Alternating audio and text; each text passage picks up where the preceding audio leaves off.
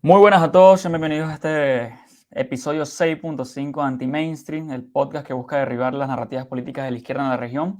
Hoy este es un programa un tanto peculiar porque estamos haciendo un derivado de nuestro anterior programa, que fue sobre el referéndum de Esequibo. En este caso, vamos a hablar sobre la persecución en Venezuela. Ayer, 6 de diciembre, el régimen de Nicolás Maduro, a través de su fiscal general, Tarek William Saab, ordenó la detención de 14 dirigentes políticos. Y preocupa sobre todo que 4 de ellos son muy cercanos a la líder María Corina Machado, quien se consolidó como la principal cara de la oposición después de arrasar en un proceso inédito de primarias. Entre los dirigentes opositores que el régimen ordenó la aprehensión se encuentran Henry Alviares, coordinador de Vente de Venezuela, Claudia Macero, que también forma parte del equipo de Vente Venezuela, y Pedro Ruchurto, que bueno, es considerado la mano derecha de María Corina Machado.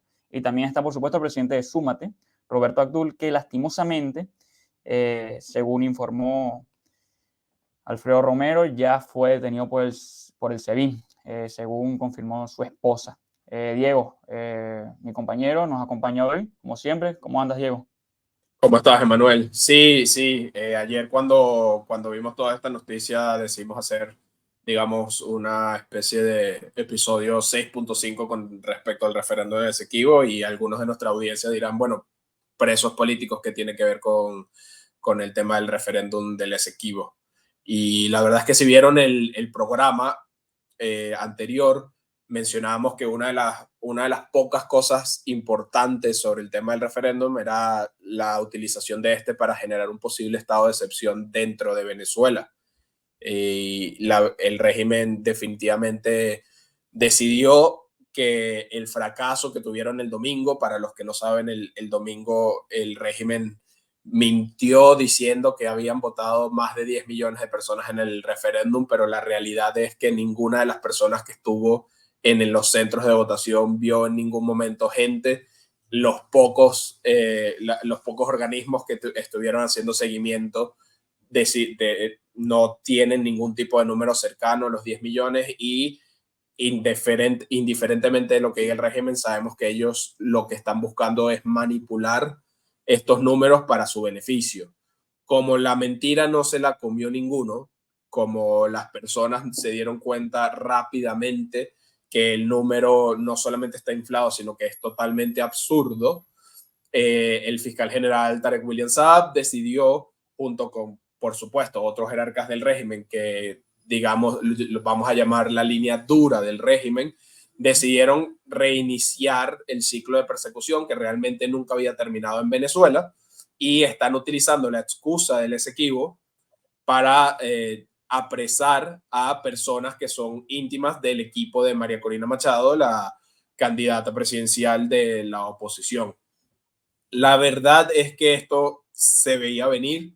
Quizás lo que no parecía es que se viera venir tan rápido y tan Uh-huh. contundentemente, porque como Emanuel estaba diciendo, estos son miembros del equipo muy cercano de María Corina y indiferentemente de las mentiras y las excusas que diga el impresentable Tarek William Saab, esto es un ataque más del régimen en contra de aquellos que queremos un cambio de régimen, un cambio de país y la libertad de Venezuela.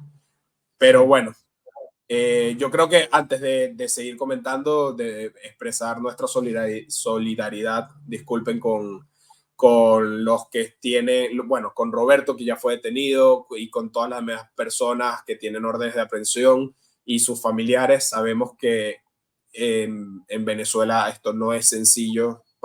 Ir preso como preso político puede terminar literalmente en la muerte. Han asesinado a muchas personas, han torturado a muchas personas y la verdad es que es un momento muy, muy, muy difícil para ellos y para todos los que les rodean. Entonces, nuestra Sí. solidaridad con todos. Y sabemos que las prácticas del SEBIN, muchas importadas de la tiranía cubana, van desde los peores, Sí, son de los peores sistemas de tortura que ha parido esta región. correcto. Roberto ya está con el SEBIN, según confirmaron, así que mucha fuerza para él y sobre todo para su familia, que debe estar muy preocupada también, obviamente, para los dirigentes de Vente Venezuela, que sí, Uruchurtu yo lo conozco muy bien.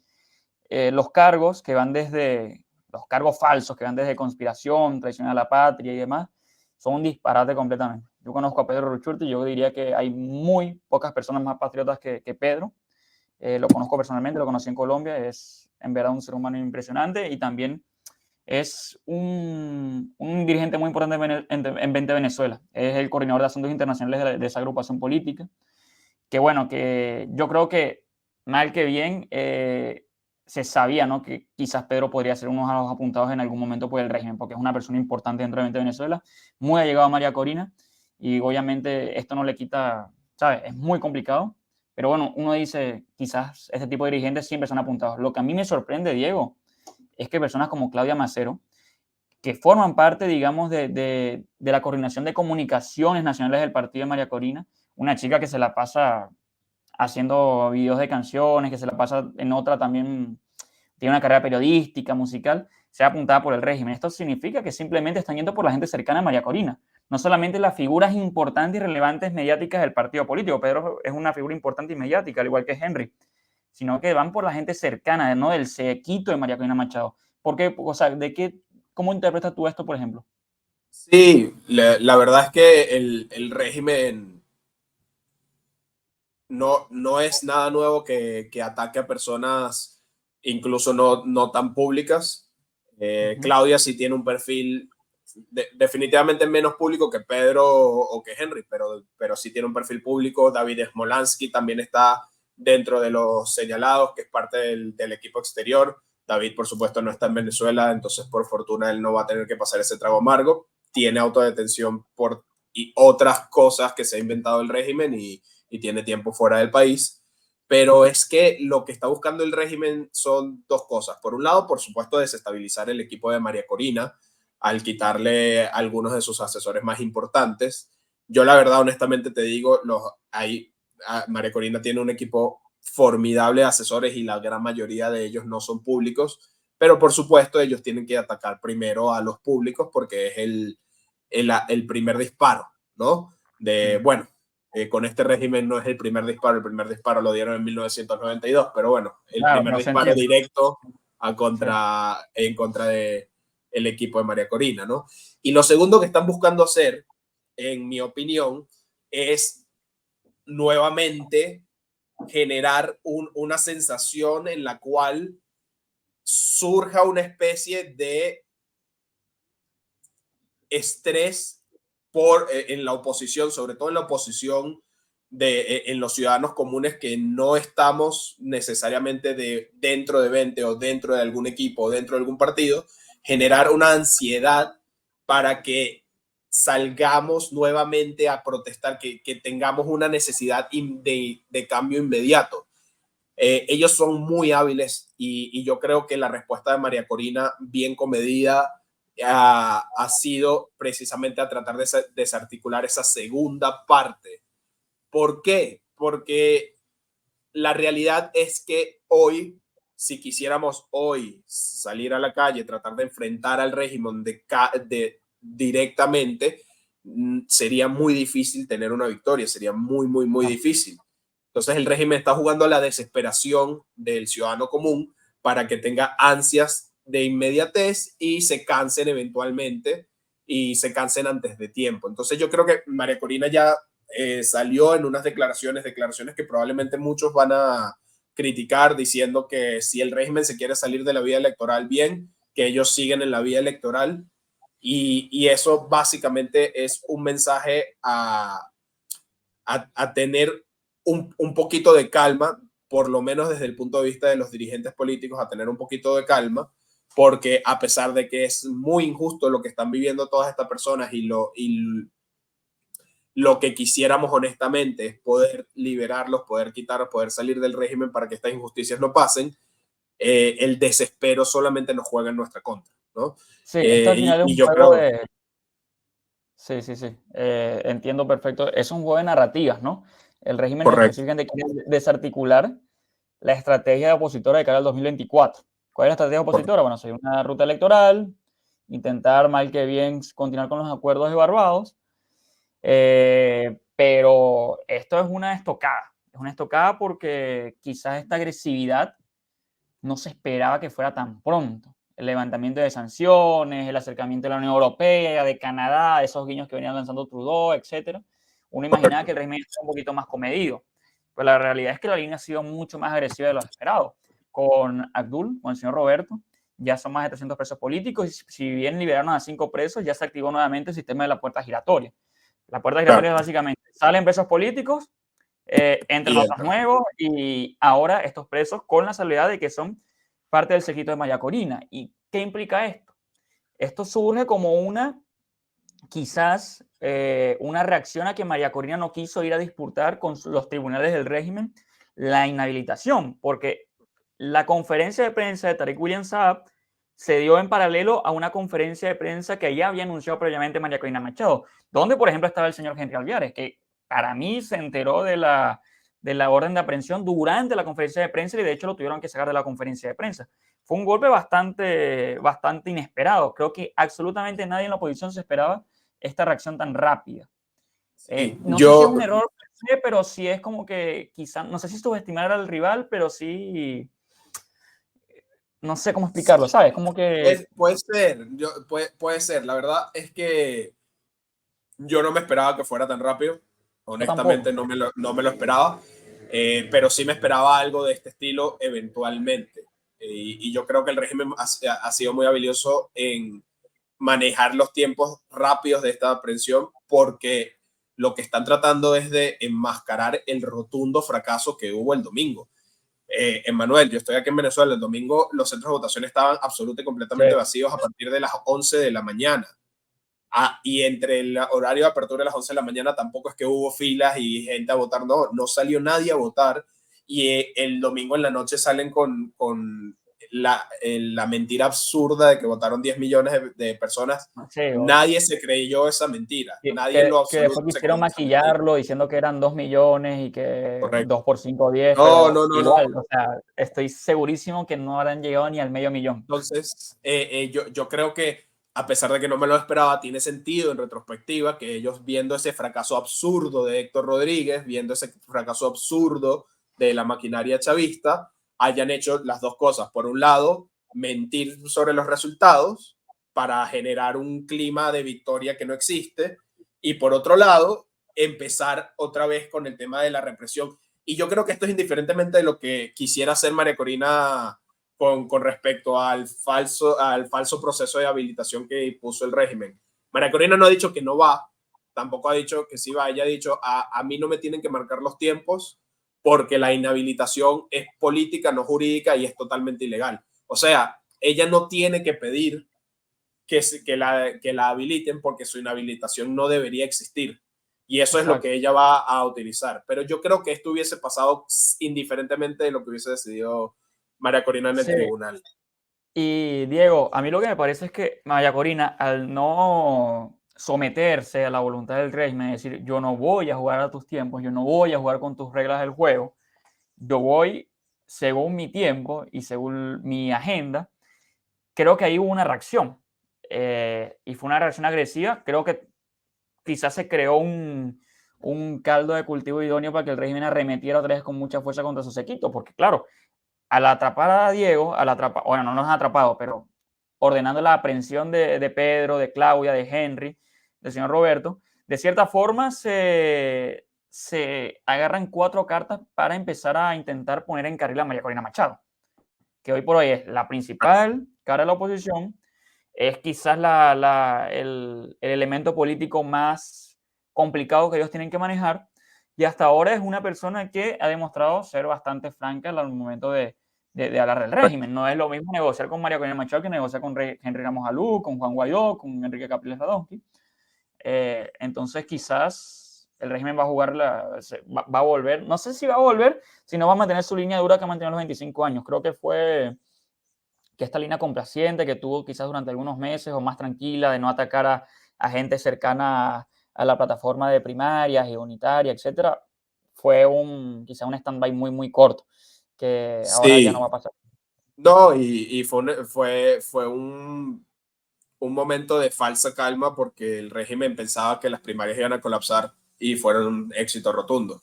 Y eso es lo que quiero recalcar. Hay mucha gente, ahorita preocupada por lo que pueda hacer el régimen, y yo estoy muy preocupado por lo que pueda hacer el régimen, pero esto es consecuencia de dos errores seguidos del régimen. El régimen pensó que iba a poder controlar las primarias con falsos opositores o que las primarias no iban a poder llevarse a cabo técnicamente, y al final se llevaron a cabo y fueron un éxito. Y el régimen pensó que podía contrarrestar el éxito de las primarias con el referéndum del Esequibo, y el referéndum del Esequibo fue un rotundo fracaso. Ante esos dos fracasos, la línea dura del régimen, los Diosdado Cabello, los Tarek William Saab, etcétera, etcétera, dijeron, ahora nos toca a nosotros, ya ustedes trataron esta línea de mentiras y de manipulaciones, nos toca a nosotros, tenemos que arreciar con la persecución. En teoría, arreglar los errores. O generar un nuevo campo de batalla que en verdad es el mismo que hemos tenido en los últimos años, porque al final los venezolanos estamos secuestrados por este régimen. Pero lo Esto preocupante... algo, Diego. Bueno, termina y después te digo algo. Sí, lo preocupante frente a todo esto es que el régimen, en su afán de tratar de encubrir errores, puede tomar unas decisiones muy equivocadas que en el corto plazo no beneficien para nada a los venezolanos.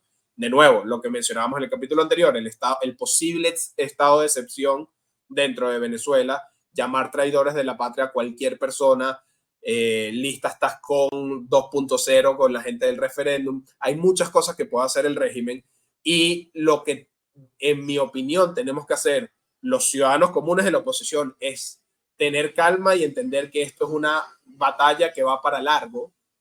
No es una batalla que se va a resolver en 2 semanas, es una batalla que va para largo, y los dirigentes de la oposición entender, y yo creo que ya lo entendían, que la estrategia es enfrentarse directamente contra el régimen en todas las mentiras que hacen, se llame inhabilitación, se llame registro electoral, se llame movimiento de elecciones, se llame estado de excepción o se llame apresamiento de presos políticos. Es las personas que después de todo lo que está haciendo el régimen hoy están buscando una reconciliación, no sé con quién, están buscando una negociación o generar una sensación de paz, son personas que durante 25 años no han entendido cuál es la naturaleza del régimen, que es un régimen tiránico y dictatorial, y que van a buscar quedarse en el poder. Entonces nosotros lo que tenemos que hacer es contrarrestar esas movidas y tratar de apoyar a quienes realmente quieren quitar del poder al régimen chavista. Sí, yo estoy de acuerdo contigo. Hay un punto importante. Durante 25 años no solamente se ha subestimado al régimen, sino que muchas cosas se lo ha sobreestimado. Y creo que es el último año y medio se ha demostrado que el régimen de Maduro no es infalible, que pueden cometer errores. Llámese, por ejemplo, dejar que las primarias se lleven adelante, se haga un proceso de, no sé, por ejemplo, diálogos, debates entre la oposición, se organiza un modelo electoral exitoso que arrasó a lo interno y también generó una expectativa política importante y, por Correcto. supuesto, generó un nuevo liderazgo opositor que tiene que estar a la altura de las circunstancias. ¿Y a qué se llama a la altura de las circunstancias? Que puede ser quizás un término muy subjetivo para muchos, es simplemente entender los momentos. Venezuela no vive en el 2014-2017, donde había, por ejemplo, una necesidad súper inmediata de salir del régimen. ¿Por qué? Hambre del 80%, una pobreza extrema, empezaba la gente a salir a mansalva del país. Todavía, obviamente, la crisis se mantiene. Hay crisis humanitaria, hay crisis de hambre, hay crisis de salud, hay crisis energética. Sin embargo, ciertamente, a raíz del tema este de la dolarización de facto y demás, el país para bien o para mal, se ha estabilizado un poquitito. Se ha estabilizado un poquitito y de cierta forma esa necesidad inmediata de salir a la calle y enfrentarse a la fuerza con la fuerza represora del régimen no hace falta. Es más bien, en vez de una carrera de 100 metros, es una maratón. Y una maratón Correcto. donde habrá muchos obstáculos, habrá mucho juego de narrativas, habrá mucha desesperación por parte del régimen. Y cada vez que ellos se equivoquen, van a intentar remediarlo con fuerza represora, como está sucediendo Correcto. ahora. O sea, 2, 3 errores seguidos para ellos es inaceptable. Porque hay gente que discute esta terminología, pero para mí no. Para mí el régimen de Nicolás Maduro es un régimen totalitario. ¿Por qué? Porque en su esencia, en su naturaleza quieren controlar todo. todo lo que ellos puedan. Lastimosamente no les da la capacidad. Y ahí es donde ellos cometen errores. Y capaz allí es donde María Corina Machado y su equipo tienen que tener esa capacidad de aprovechar los momentos políticos. Este es un momento, quizás un punto de inflexión en la historia de Venezuela, Diego. Estamos hablando de cómo va a actuar este nuevo liderazgo ante un escenario bastante difícil de predecir, porque, insisto, yo creo que la mayoría estaba de acuerdo, incluso hablando de factores externos como Estados Unidos o los aliados de María Corina o el propio séquito de María Corina pensaban que el régimen no iba a ser tan agresivo. Bueno, lo está haciendo. Hay que ver cómo reaccionan a esto. Sí, sí, la verdad, si te soy sincero, yo creo que no es un tema de capacidades las razones por las cuales Nicolás Maduro no termina de imponer un régimen 100% totalitario, sino porque es la misma naturaleza de este régimen totalitario que tiene muchísimas cabezas alrededor, ¿no? O sea, tiene los intereses de Hezbollah. Recordemos que Tarek El Aissami sigue desaparecido, pero Hezbollah sigue siendo uno de los principales aliados del chavismo y los iraníes también. Tienes a Cuba metido, tienes la izquierda internacional metida, tienes a Rusia metida. Entonces, la razón por la cual no han tratado de ser 100% totalitarios es porque es un arma de doble filo que te puede solucionar problemas de cara a la oposición, pero te puede generar rupturas dentro del régimen o te puede generar oportunidades a otras personas dentro del régimen de ponerte. Entonces, yo creo que es un poco de eso, pero la verdad es que nunca ha dejado de ser un régimen de concertado totalitario, en el cual dentro del chavismo hay un juego de tronos y fuera del chavismo hay sangre, represión y muerte para todos los que nos lo oponemos. Entonces, yo honestamente, yo no creo que el panorama desde el lado opositor, desde el punto de vista de qué tenemos que hacer o qué es lo que viene para el 2024, cambie mucho, más allá de que sí, lastimosamente, el régimen tiene puertas giratorias con respecto a los presos políticos y que probablemente van a seguir atacando otras personas que se le oponen. Y frente a eso, lo que necesitamos es tener mucha solidaridad con las personas que sean perseguidas, mucha templanza para no desesperar y mucho coraje para seguirlos enfrentando. Diego, dijiste un punto clave ahí, el tema de las divisiones internas del chavismo. Una línea dura, una línea más dócil, bueno, no dócil, pero un poco más blanda que la línea dura, que al final termina siendo también línea Sí, dura, pero bueno, entre ellos tienen su escala. Y es muy sí, curioso porque ayer yo veía un poquito el programa de Diosdado Cabello con el Mazo Dando, que por cierto dijo que tenían una lista de 300 periodistas en Madrid, Colombia, Estados Unidos, etc. Los programas de Diosdado Cabello son bastante agresivos. Hace mucho chiste, hace mucha sí, mueca para el público, pero en realidad siempre te deja mensajes bastante amenazantes. Y uno ve, por ejemplo, la línea de Maduro en redes sociales y es un tipo que está jugando a limpiar su imagen, a hacerse más internacional, ¿sabes? Uno nota allí que hay una divergencia en el chavismo en cuanto a su línea comunicativa. Y esa división, a la postre, puede generar errores. Que uno no entienda qué es lo que busca el chavismo puede ser bueno o malo para nosotros, en el sentido de que quizás si su estrategia no tiene sentido, ellos mismos pueden seguir cometiendo errores. Y ahí en esos errores que uno puede ir avanzando en su agenda política. Son momentos interesantes. Venezuela estuvo durante mucho tiempo quizás frenada, como que un status un quo limbo. completamente aislado, que uno no entendía Sí, qué podía hacer. Y ahora el escenario es completamente distinto. Ahora el escenario es donde hay margen de maniobra. Eso se celebra por un lado y por otro lado genera este tipo de situaciones como las de Pedro, la de Claudia, la de Henry y la de Roberto, que generan muchísima tristeza, bronca, pero que al fin y al cabo, si uno quiere rescatar lo positivo, es que ahora hay un margen de maniobra para seguir luchando, ¿no? sí. Y no solo un margen de maniobra para seguir luchando, sino que yo no recuerdo, seguramente habrán otras instancias, pero yo no recuerdo una sucesión de errores tan grandes y tan públicos del régimen en mucho tiempo. Y justamente saliendo de ese limbo, de ese periodo de apaciguamiento que tú mencionas, derivado de la pandemia, derivado de cambios geopolíticos y derivado de una desesperanza de los ciudadanos comunes con el liderazgo opositor de ese momento, ahorita conseguimos todo lo contrario. Si ves el régimen que parecía que no se equivocaba, tiene muchos errores. Si ves el ámbito geopolítico, a pesar de que todavía no es favorable, pareciera que se genera una situación un poco más favorable, por lo menos a lo que teníamos antes. Y si ves el panorama interno, muchos ciudadanos están nuevamente esperanzados con la posibilidad de un cambio político y un cambio de régimen en Venezuela. Entonces, aparecen señales positivas, el régimen se equivoca, el régimen cree que amedrentando puede resolver esos errores porque realmente en el pasado lo ha hecho, y lo único que podemos hacer nosotros es esperar que hayamos aprendido de esos errores del pasado, del 2014, del 2016, etcétera, etcétera, y aplicar toda nuestra estrategia y nuestra capacidad operativa para enfrentar realmente el régimen de forma exitosa.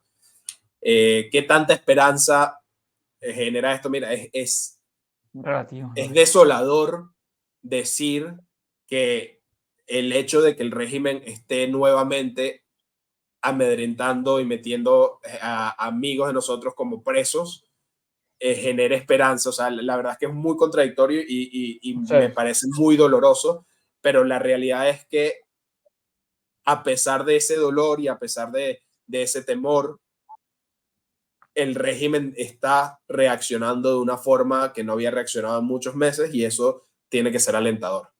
Solamente tiene que sí. ser alentador. Sí, además Entonces, porque ellos esperemos que no pase a justamente, mayores, por supuesto, con las personas implicadas, con Roberto, con Claudia, con Pedro, con Henry. De verdad que esperamos que estén sanos, salvos y que se les respete sus derechos y libertades. Lastimosamente, creo que vendrán más rondas de persecución, más rondas de presos. Lastimosamente creo que vamos a ver, incluso siendo época decembrina, vamos a ver una tensión dentro de los cuerpos policiales del régimen y de sus colaboradores que va a generar alguna fricción. de hecho que ellos aprovechan las fiestas para hacer sus movidas, como todo régimen o como toda organización criminal, actúan de noche, actúan en épocas donde la gente está más, digamos, descuidada, ¿no? No en el mal sentido, sino más distendida quizás por las fiestas, justamente. Entonces, cuidado con Fíjate las que no lo había llegadas. pensado. No lo había pensado, pero ahorita que lo mencionas, ahorita que lo mencionas, eso, hasta eso me parece un error. Ujú. Porque si ellos están jugando al desespero de las personas y las personas están tratando de resolver su fin de año, el desespero de las personas va a ser más por el tema económico o por tratar de resolver su diciembre que por el tema de las persecuciones. Entonces van Claro, juntando razones, pero al mismo tiempo no terminan de desestabilizar lo que ha sido un liderazgo opositor nuevo, importante, muy no están fortalecido. imponiendo temor y miedo. Correcto, Eh, el mensaje de toda la vida de ellos ha sido imponer, pues, mediante la fuerza, ¿no? Meter a todos en un carril, que nada salga correcto. del carril. Ahora es como que todo el mundo está fuera del carril. Los opositores que les hacen el juego están cada vez más marcados. La sociedad civil no confía en ellos. Y los opositores que son más radicales, entre comillas, son los que están bien vistos por la sociedad.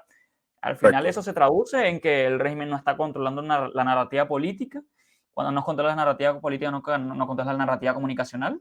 Y cuando no controlas la narrativa comunicacional, tampoco puedes controlar de todo a tu sociedad que quieres manejar. Entonces, es un panorama complicado para el chavismo. Y mientras ellos más ataquen, es porque más acorralados se sienten. Entonces, hay algo de. Sí, hay un panorama, no sé si alentador, pues tampoco quiero vender humo, digamos, pero sí interesante para el análisis y para ver cómo sigue actuando la posición. Diego, lo que te propongo es continuar esta conversación en otro programa, Sí, porque hay que hablar también de qué va a pasar con Estados Unidos, qué va a pasar con la agenda hay, electoral. hay que hablar del tema de la inhabilitación o habilitación de María Corina, hay que hablar del tema de los acuerdos de Barbados y si posibles negociaciones van a tener algún impacto. Y sí, sí, definitivamente lo tenemos que comentar con más calma. Al final, para concluir, el referéndum en Esequibo fue un fracaso y el régimen está haciendo su plan B de utilizar la excusa del Esequibo para generar nuevos presos políticos de un estado de excepción. Y yo creo que indiferente, el régimen, como tú bien dices, ataca cuando se sienta acorralado, y es muy probable que en estos momentos se sientan por lo menos algunos sectores del chavismo muy acorralados, y eso es dentro de todo lo malo, noticias positivas. De acuerdo. Bueno, los dejamos hasta acá. Muchas gracias por sintonizar en este capítulo 6.5, capítulo especial de Anti-Mainstream. Si les gustó el contenido, la discusión, por favor denle like al video, suscríbanse al canal y los vemos en la siguiente oportunidad. Hasta luego y cuídense. Hasta pronto.